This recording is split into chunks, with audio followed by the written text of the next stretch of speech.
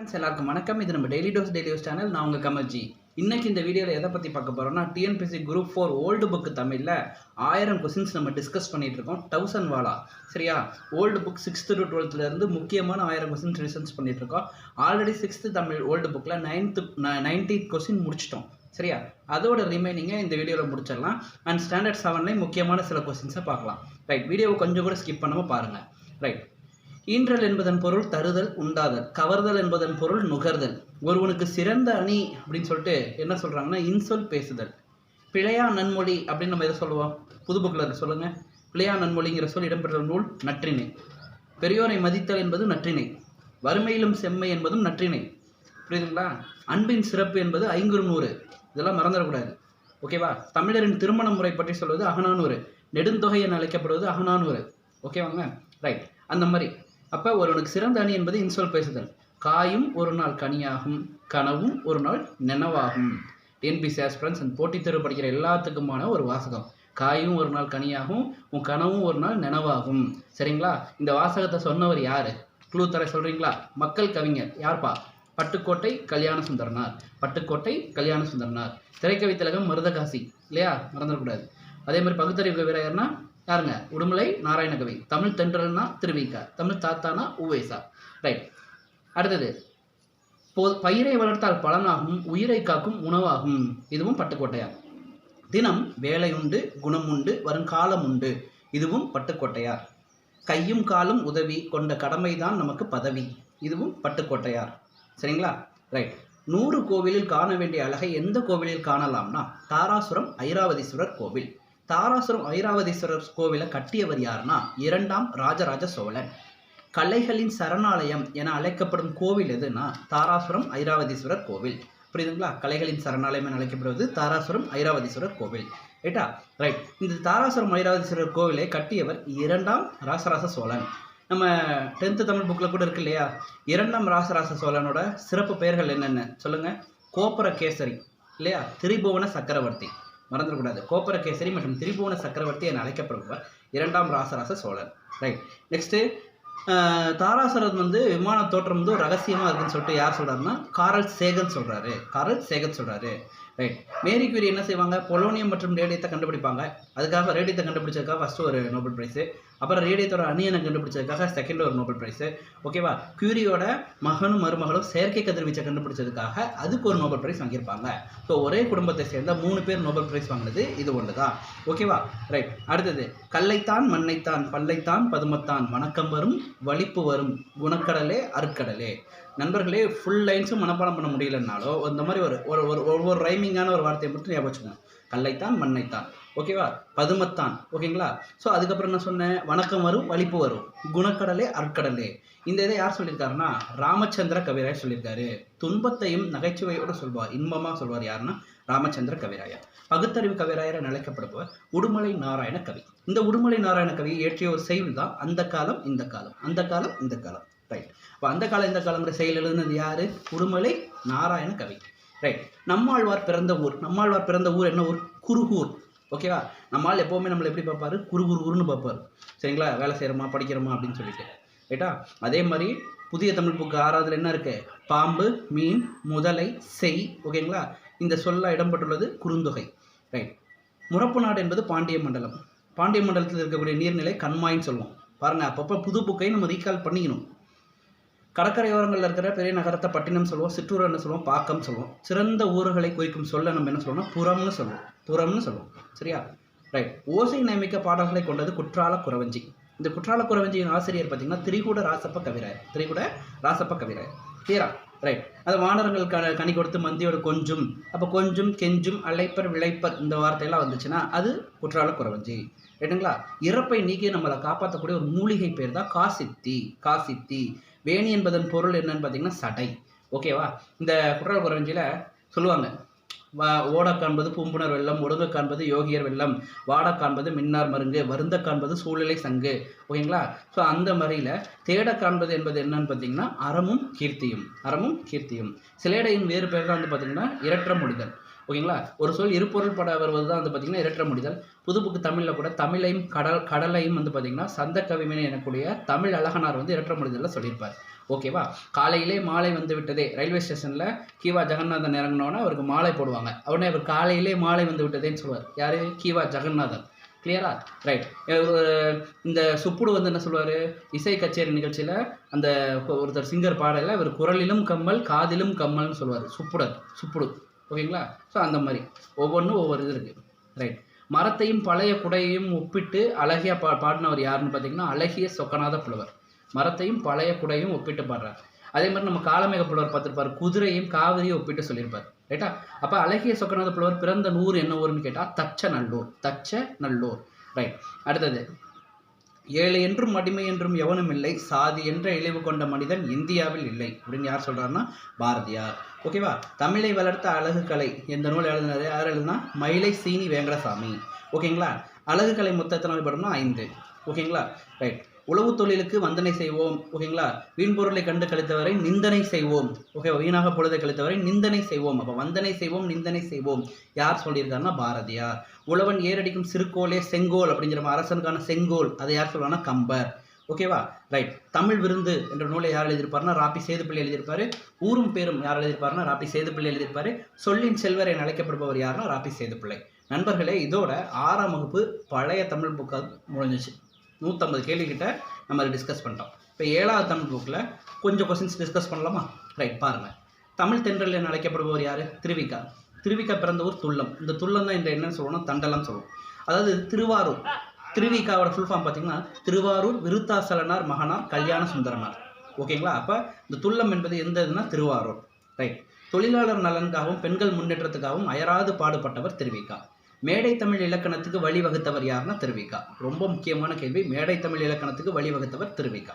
Right. இந்த நம்ம 10th Tamil புக்கில் கூட பார்த்துருப்போம். இமைகளை மூடியபடியே எழுதும் ஆற்றல் கொண்டவர் திருவிக்கா. ரைட்டா? அவரை போலேயே எழுதும் ஆற்றல் கொண்டவர் தான் ரா இளங்குமரனார். சரியா? செந்தமிழ் அந்தனர் என அழைக்கப்படுபவர் ரா இளங்குமரனார். மொழி ஞாயிறு என அழைக்கப்படுபவர் தேவநேய பாவனார். புரியுதுங்களா? ரைட். அடுத்தது, இவருடைய முக்கியமான நூல் வந்து பொதுமை வேட்டல். உலகத்தையே ஒரு குடும்பமாக சொல்லி கருதுறது. ஓகேங்களா? 43 தலைப்புகளில் 44 தலைப்புகளில் 430 பாடல்களை கொண்டுள்ளது. இது இவருடைய பொதுமை வேட்டல் என்ற நூல். திருவிக்காவினுடைய பொதுமை வேட்டல் என்ற நூல் 44 தலைப்புகளில் 430 பாடல்களை கொண்டுள்ளது. சரிங்களா? ரைட். பண்பனை போற்றி, வல்லனை போற்றி, பெரியனை போற்றி, உறவனை போற்றி, இது வந்து பார்த்தீங்கன்னா பொதுமை வேட்டல். ரைட். தெய்வ நிச்சயம் முதலாக போற்றி ஈராக முடியக்கூடிய நூல் பொதுமை வேட்டல். ரைட். திருவிக்கா பணியாற்றிய பள்ளி ராயப்பேட்டை வெஸ்லி பள்ளி. திருக்குறள் எத்தனை மொழிகளில் மொழிபெயர்க்கப்பட்டுள்ளது? 107 மொழிகளில் மொழிபெயர்க்கப்பட்டுள்ளது. நம்ம படிச்சிருப்போம். ஆங்கிலத்தில் மொழிபெயர்த்தவர் ஜி போ. லத்தீன் மொழிபெயர்த்தவர் தான் நம்ம கான்ஸ்டன்டைன் ஜோசப் பெஸ்கி. அந்த கான்ஸ்டன்டைன் ஜோசப் பெஸ்கி தான் வீரம முனிவர். அந்த வீரம முனிவர் எழுதிய நூல் தான் தேம்பாவணி. தேம்பாவணி எத்தனை காண்டங்களை உடையது? 3 காண்டம். 3 காண்டம் 36 பாடலாம், 3615 பாடல்கள். புரியுதுங்களா? தேம்பாவணி இயற்றிய ஆசிரியர் வீரம முனிவர். தேம்பாவனின் பாடுடைய தலைவன் சூசேப்பன். புரியுதுங்களா? ரைட். இந்த வீரம முனிவரோட குட்டி தொல்காப்பியம் என அழைக்கப்படும் நூல் தான் தொன்னூல் விளக்கம். தமிழின் முதல் அகராதி சதுரகராதி இயற்றியவர் வீரம முனிவர். ஓகேங்களா? வீரம முனிவரின் நகைச்சுவை நூல் என்னன்னு கேட்டால் பரமார்த்த குருக்கதை. பார்த்தீங்களா? இப்படி தான் நம்ம என்ன பண்ணுவோம், ஒரு சின்ன ஒரு லிங்க் கிடச்சிச்சுன்னா போதும், அதை வச்சு அப்படியே அடுத்தடுத்துன்னு ஒரு பாயிண்ட்ஸ் மேக் பண்ணிகிட்டே இருக்கும். ரைட். மனிதன் மனிதனாக வாழ மனிதனுக்கு மனிதன் அறிவுறுத்தக்கூடிய நூல் தான் திருக்குறள். கிளியரா? இந்த கூற்றுகள் நல்லா பாருங்களேன். தமிழ் ஒரு வெள்ளி தட்டு, அதில் உள்ள ஒரு தங்க ஆப்பிள் தான் திருக்குறள் அப்படின்னு சொன்னவர் யாருன்னா டாக்டர் கிரவுல். ஓகேங்களா? தமிழ் ஒரு வெள்ளி தட்டு, அதில் உள்ள ஒரு தங்க ஆப்பிள் தான் திருக்குறள் சொல்லிட்டு யார் சொல்கிறாரு? டாக்டர் கிரவுல் வந்து சொல்கிறார். ஓகேங்களா? தமிழ் என்னை ஈர்த்தது, திருக்குறளோ என்னை இழுத்தது. இதை யார் சொல்கிறாருனாலும் டாக்டர் கிரவுல். ஓகேங்களா? நம்ம படிச்ச போலியா கவிதை என்பது வாழ்வின் திறனாய்வுன்னு சொன்னவர் யார்? ஆர்னால்டு. ஒவ்வொரு கூற்றுமே ரொம்ப முக்கியங்க. திராவிட மொழியின் ஒப்பிலக்கணம் சொன்னவர் யார்? கால்டுவல். தமிழ் பிறமொழி துணையின்றி தனித்தியங்கும் ஆற்றல் உள்ளது, கால்டுவல். திருவள்ளுவரை உலக புலவர் என போற்றியவர் ஜி போப். இந்த பெரியவரின் அடிநிலையில் இருந்து நான் தமிழ் கற்க வேண்டும் என காந்தியடிகள் யாரை சொல்றாரு? உவேசாவர். ஓகேங்களா? இதெல்லாம் ஒவ்வொரு கூற்றுகளாக ஞாபகம் பண்ணுவாங்க. ரைட். அப்போ அடுத்தது, குமரி கண்டத்தில் தமிழ் தோன்றியதுன்னு சொன்னது தண்டியலங்காரம். தண்ணீர் இல்லாத தமிழ் என தமிழை சொல்றது என்னன்னு பார்த்தீங்கன்னா தண்டியலங்காரம். எல்லா சொல்லும் பொருள் குறித்தனவே என கூறும் நூல் தொல்காப்பியம். ஓகேவா? தமிழ் என்ற சொல் முதலில் இடம்பெற்ற நூல் தொல்காப்பியம். தமிழின் பழமையான இலக்கண நூல் தொல்காப்பியம். ஓகேவா? அதை சொல்லுவாங்களா, தமிழன் கிழவியும் அதனோர் அற்றைன்னு சொல்லுவாங்க. இப்போ தமிழ் என்ற சொல் முதலில் இடம்பெற்ற நூல் தொல்காப்பியம். ரைட். அடுத்தது, எல்லா சொல்லும் பார்த்தாச்சு. தமிழ் வேறு மொழிகளில் இல்லாத தமிழில் மொழியில் இருக்கக்கூடிய ஒரு பாவகை தான் கலிப்பா. ஓகேங்களா? கலிப்பா. கலிப்பாவின் ஓசை துள்ளல் ஓசை, வெண்பா செப்பலோசை, ஆசிரியப்பா அகவலோசை, வஞ்சிப்பா தூங்கலோசை. தமிழில் வந்து பார்த்திங்கன்னா இடுகுறி பெயர்கள் குறைவு, காரண பெயர்கள் என்னது அதிகம். இடுகுறி பெயர்னு என்னப்பா, எந்த காரணமுமே இல்லாமல் நாமளாக இட்ட பெயர் இடுகுறி பெயர். ஒரு காரணம் கருதி இட்ட பெயர் காரண பெயர். ஓகேவா? இப்போ ஒன்றும் இல்லை, இப்போ நம்ம என்ன சொல்கிறோம், ஒரு காடுன்னு சொல்கிறோம். காடுனா ஏன் காடுன்னு சொல்கிறோம், அது காடு. அதே அந்த காட்டில் காடு என்பது இடுகுறி பொதுப்பெயர், புரியுதுங்களா? அதுவே வந்து பார்த்திங்கன்னா கருவேலங்காடு, ஓகேவா? வேறு என்ன சொல்லலாம், மூங்கில் காடு, இப்படிலாம் ஒன்று சொன்னால் அது இடுகுறி சிறப்பு பெயர். இதே காரண பெயரில் நம்ம என்ன சொல்லுவோம், பறவை, பறக்கும் காரணத்தினால் அது பறவை. அந்த பறவையிலே மனங்கொத்தி பறவை, ஓகேங்களா? சாரி, மனங்கொத்தி பறவையில் மரங்கொத்தி பறவை, ஓகேவா? ஸோ இந்த மாதிரி ஒரு பறவை பர்டிகுலராக சொன்னோம்னா அது இடுகுறி சிறப்பு பெயர், ரைட்? மலையை குறிக்கும் வட சொல் தான் என்னென்னா கிரி. மலை என முடியும் ஊர் வார்த்தை எல்லாமே என்னதுன்னா குறிஞ்சி. 5 நம்ம படிச்சிருக்கோங்க, ஈஸிங்க. குறிஞ்சின்னு என்னங்க, மலையும் மலை சார்ந்தது இல்லையா? அந்த மாதிரி காடும் காடு சார்ந்தது என்னது, முல்லை. வயலும் வயல் சார்ந்தது என்னது, மருதம், ஓகேவா? கடலும் கடல் சார்ந்தது என்னது, நெய்தல். சுரமும் சுரம் சார்ந்தது, சுரம்னா என்ன, மணல். மணல் சார்ந்தது என்னது, பாலை. புரியுதுங்களா? ரைட். கோயம்புத்தூரை கோவன்புத்தூர்னு சொல்லுவாங்க, மதுரையை மதிரைன்னு சொல்லியிருக்காங்க. ஊர், குடி, குளம், ஏரி, ஊருணி இதெல்லாம் வந்து மருதத்திணை.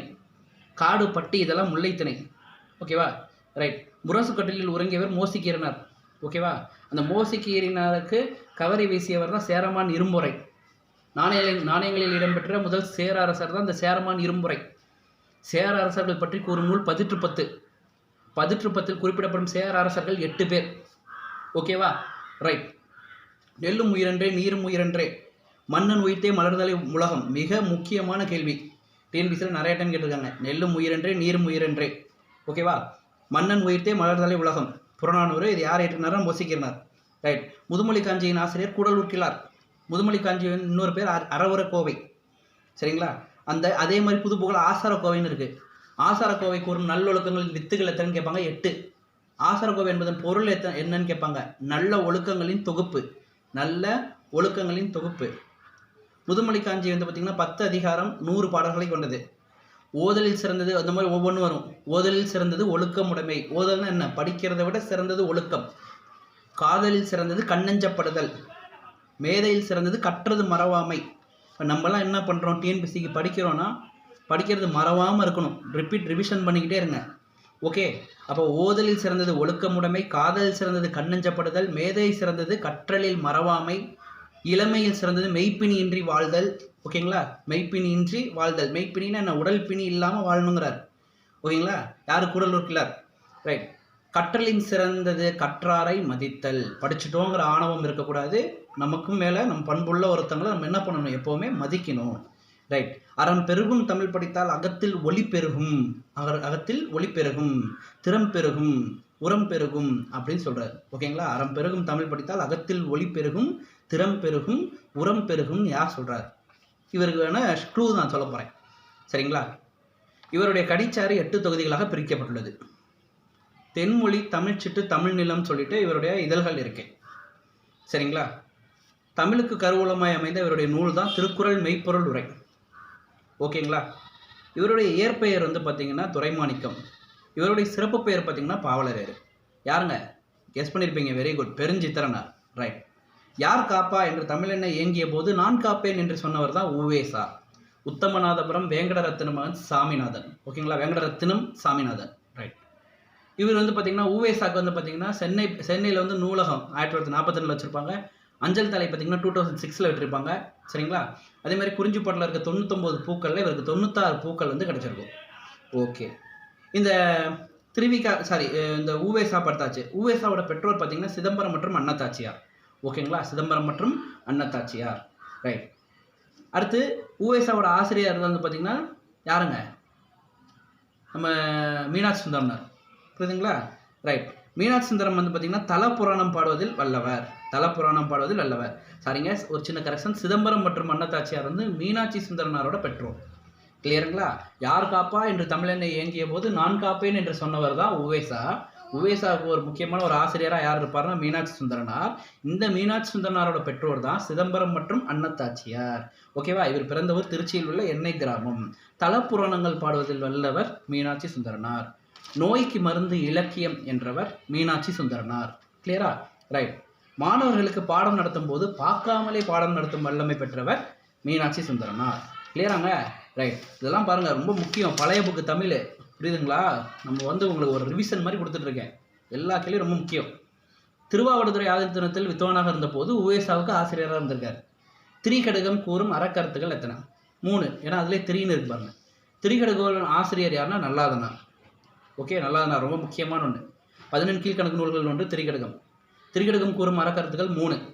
சிறுபஞ்ச மூலம் கூறும் அறக்கருத்துக்கள் 5. ஏலாதி கூறும் அறக்கருத்துக்கள் 6. ஓகேங்களா? ரைட். செருவடுதோல் நல்லாதன் என சிறப்பிக்கப்படுபவர் நல்லாதனார்.